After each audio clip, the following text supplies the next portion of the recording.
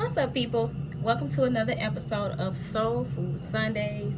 If you are new to the channel, my name is Keita. Welcome. For those of you who have been rocking with me for the duration of time, I thank you so much for your love and support. And I'm excited to be back with you guys this week. I do have one announcement. On October 31st, on Hallows Eve, the day where the day of the year where the veil is the thinnest, I will be set up at the Black Millennials for Flint's event. It's the Grown and Selfie Brunch at 901 Selfie in Memphis, Tennessee. The event will take place. 901 Selfie is located in the Southbrook Mall. So if you are free, come out, check out myself and a bunch of other vendors who will be there having a good time. Come and check out my costume. I'm so excited about it. I have not dressed up for Halloween in so long, so I'm excited about having a reason to tap into my imagination and just be childlike and have some fun and connect with you guys on the 101. I will be set up selling adornments by Turquoise Majesty. Still working on getting that up and running on the website. I will have an announcement about that coming up in the next few weeks. But I'll also be offering discounted bookings for readings. So while I won't be doing readings on the spot, because that's just a personal thing, like I would want to be in a personal private setting offering a spiritual reading. But I will be offering discounts for booking. So if you wanted to book a live or recorded reading to receive at a later date, come on out and we will have everything set up where you can book right on the spot and receive a discounted rate. So if you're able to make it, I definitely hope to see you all there having fun and enjoying yourself and taking part in the festivities. And the deck that we're going to be pulling from this week that I have been pulled towards for the past few days. Actually, I've known that when I do the next Soul Food Sundays, I wanted to read from this deck of cards. It's the Sacred Rebels Oracle deck by Alana Fairchild, one of my favorite decks, and it's such an extensive read that I'm pretty sure I won't need to clarify, but if I do, I have a few decks on hand to clarify with. And so before we get into the reading, we are going to pray and then gonna see what message comes forth for us. So Father God, Mother Earth, ancestors, and spirit guides, I come to you in this moment with a heart of gratitude, thankful for all that you are and all that you've been, not only in my life but to the collective, dear God. I ask that you bring forth the best message for the highest good of the collective at this time. Move me and speak through me. Whatever message needs to go forward, I pray that it goes through loud and clear. I am thankful for this opportunity to be a vessel. Amen. So let's see, Sean, what the Sacred Rebels have to say to the collective this week. Spirit, what message do you have? These cards are ready to fall out. Like, sometimes you can just tell when the cards want to go ahead and fall out or when it's going to be a long shuffle. Spirit, what message do you have for the collective at this time? Oh, told you. And that's a whole bunch of them. I guarantee you. I ain't going to say that. I guarantee you I ain't reading all this. But let's see. Yeah, that's too many, bruh. Legacy of Light. Number 7, release the dark wound, let love live. Number 25, focus on the light, which is number 37. Restore and replenish, which is number 38. Every journey starts with a single step, which is number 12. And number 15, big, bold vision. Y'all, I'm telling you, the messages of these cards are extensive. I knew a bunch of messages wanted to come out. I told y'all, but I'm not about to read all that. So what I'm gonna do is, bottom of the deck was follow your path. top of the deck, she feels she knows. I'm going to redeal. Sure am. I'm going to reshuffle. And if we get fewer cards, then we're going to go with that.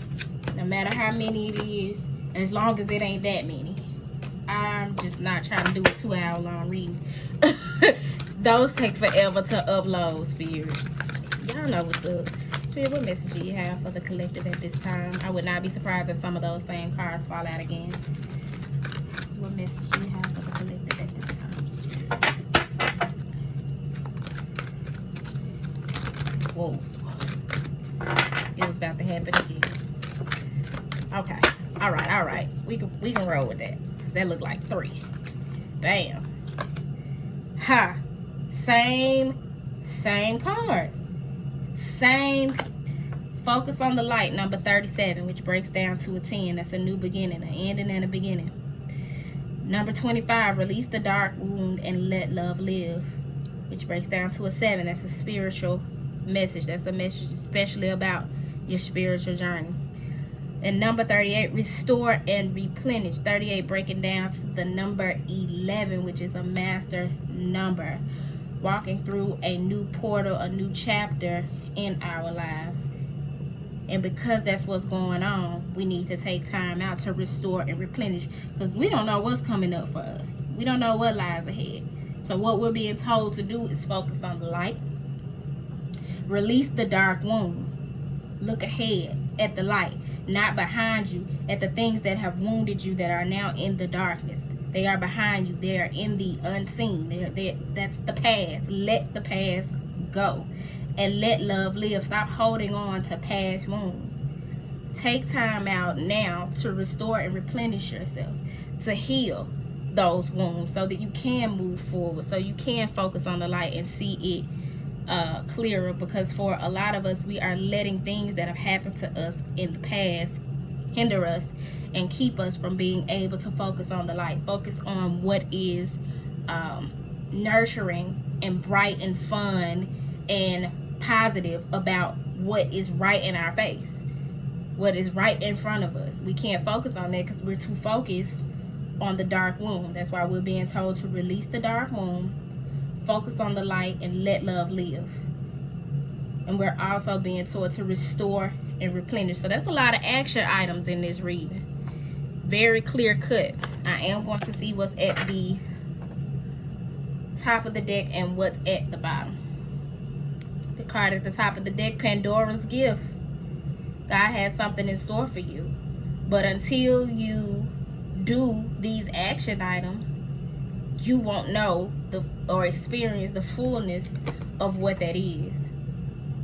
At the bottom of the deck, number 4, against the grain. Because whatever it is that we're being called to do, we're being called to go against what it is that we are used to step outside of our comfort zones, to step outside of what looks acceptable to other people or what would get other people's approval, and just do what it is that makes us happy, what makes sense to us. So I am going to read the messages from the book for these 3 cards. It's a pretty dope message. I'm seeing how I can apply that in my life. Although I do the work, the shadow work, the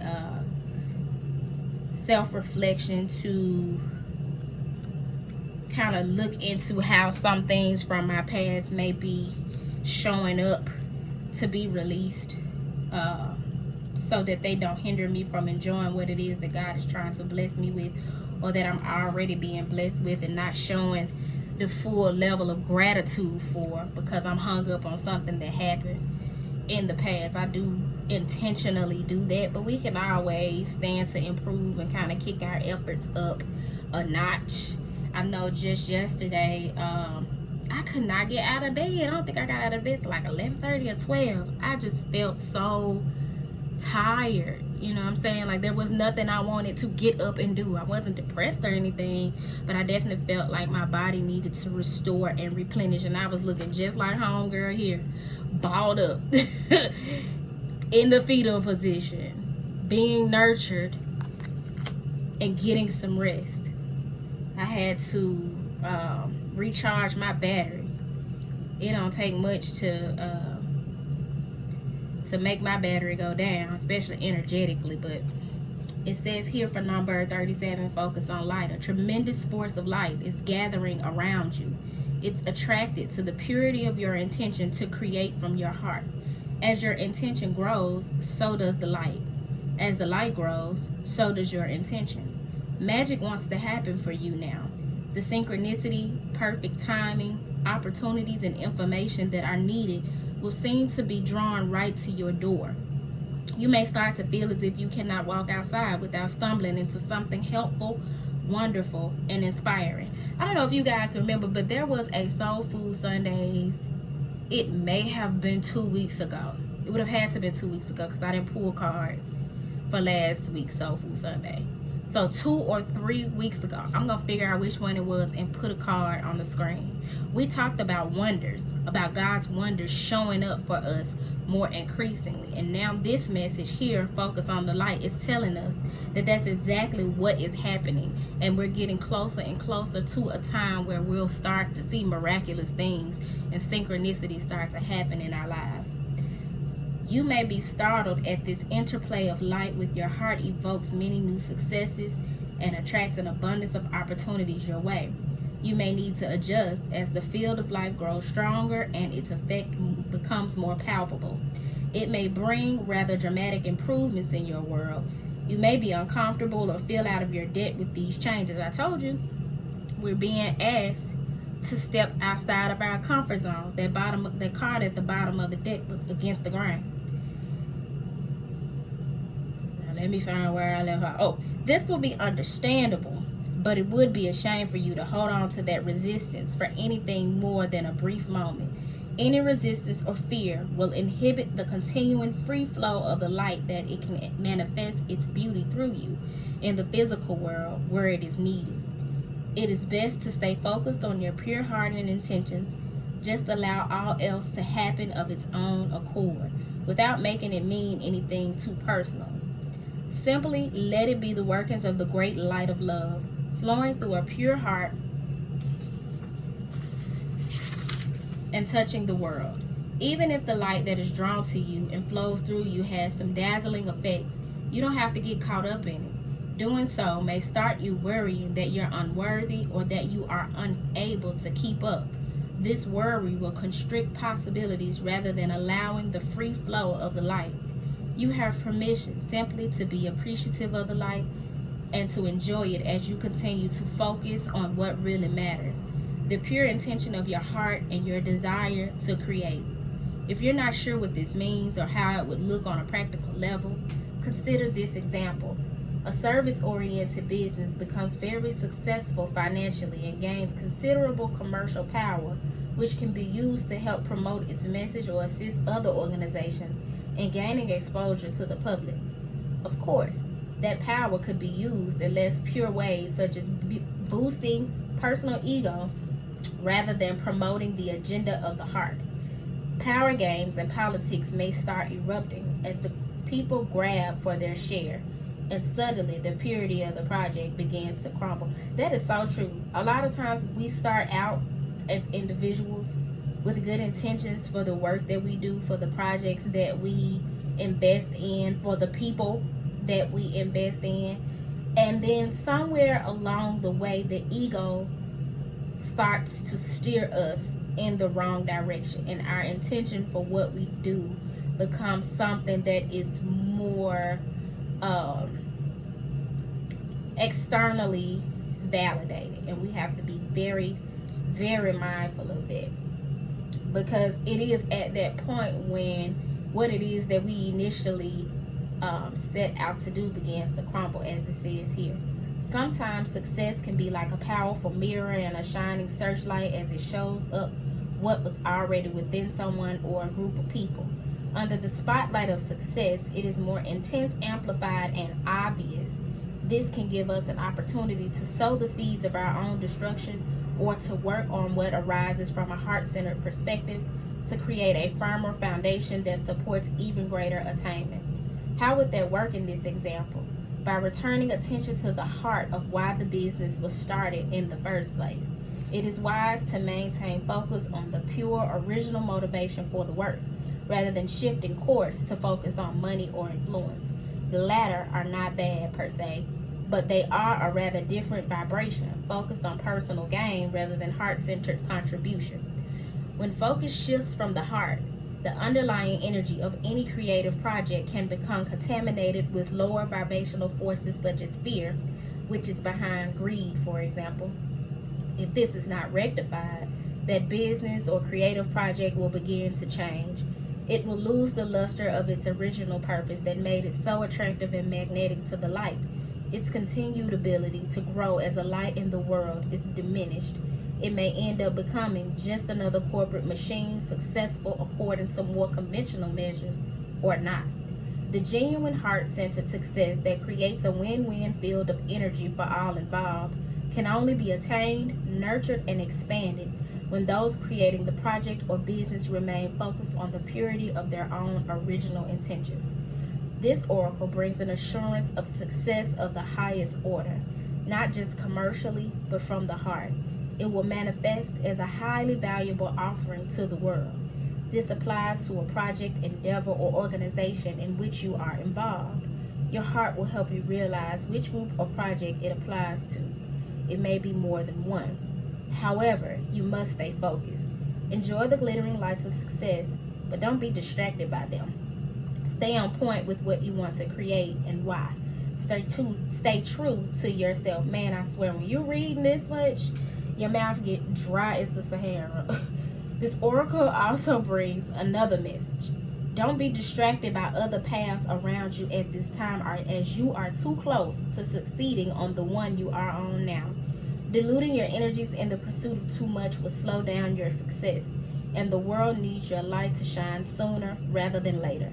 In time, you may diversify and explore other ways to express yourself, but for now, build what you are working on and know that success is coming swiftly. One thing I can say about this message, and I'm not reading the rest of them because this one was like 3 pages long. One thing I can say about this message that deviates just a little bit from the meaning of that, the description we were just given, is that, yeah, this description gives an example of focusing on the light as it relates to some creative endeavor or business. But a creative endeavor can also be a relationship. So if you have a relationship that you are wanting to put or have been putting your creative energy in, search hard to make sure that your intentions are good, that God is in the midst of what it is that you are trying to manifest with that individual or group of individuals. And always keep that intention in the foresight of your mind, in the forefront of your mind. Always allow that intention to be the reason why you continue to pour into that relationship, because once it begins to really manifest the way that you want it to, it's so easy to not only take it for granted, but also stand very egoic in that relationship where your intention was once good, but now that you have met the goal or one of the goals or reached the pinnacle of what it is that you wanted to obtain in that relationship, it's like we start to deviate from the initial intention that was pure and sacred. And so we want to be mindful of that as well, because this card is telling us that we are just upon the brink of success, and it's warning us that when it comes, don't be trying to act like your shit never stank. You know what I'm saying? Like, or is it never stunk? Whatever. This ain't English class. Don't be trying to act like, you know what I'm saying, you ain't never been on the other side of the finish line. Keep going, stay motivated, make sure that your intentions are always pure as you begin to enjoy the fruits of your labor. Do not allow the social conditioning and what everybody else has to say about what you're doing and how you're doing it to affect the sacred thing that you have built, be it a business or a relationship, a creative project, whatever the case may be. keep your hearts pure and stay focused on the light. And in order to do that, it would behoove all of us to release the dark wounds and let love live in our life. Stop allowing the wounding of our past to hinder us from receiving love in all of its many different forms. Whatever it takes, the therapy, yoga, meditation, Reiki, whatever form of therapy you subscribe to or need to subscribe to, it is worth it to heal those wounds and not pick at the scab, so that you can move forward with an open heart, being receptive, as this person here in the picture with their hand wide open over a body of water with a fish. Looks like that fish is diving in. Water representing emotion, fish represent birth. I don't know if you've ever heard of this, but some people say, like, when they dream of fish, that means somebody around them is pregnant. We're trying to birth new emotion in our lives, and we have to be receptive to it. We have to be open to it, or else we'll forever block out the very thing that we want to come in. And in order to do that, you have to prioritize rest, restore and replenish not just your body but your soul. For many of us, our souls need rest, and yet we live these lifestyles where we're always on the go. So I hope that this message found you all well. I hope that you have the strength, the courage, the knowledge, and the wisdom to go against the grain, to do something outside of your comfort zone, something different than what you are used to, so that you can obtain the desires of your heart, so you can obtain Pandora's gift, so you can obtain the gift that God is trying to give you, that is going to bless you tenfold. You think you're getting something small, and you're going to open it up and it's going to be something abundant. And I pray, that is my prayer for all of you. So if you like this message, if you like the content, don't forget to like, comment, subscribe, share, click that little bell so that you're notified when more content is available. And only do it if you like it. I'm not one of those people that does this for monetization. My stuff's not monetized. I don't make money off of any of it. I do this work in service to the Most High, in service to the community, and to you all, my soul tribe. And because I enjoy it, I enjoy the idea of helping people. And so for that reason, I don't want anybody liking or subscribing to the channel for the sake of likes, of me getting likes or getting monetized or building the numbers. It's not about the numbers for me. So only subscribe and like if you really like it, if you really want to subscribe, and if you really want to support the message and my efforts. So with that being said, y'all, peace.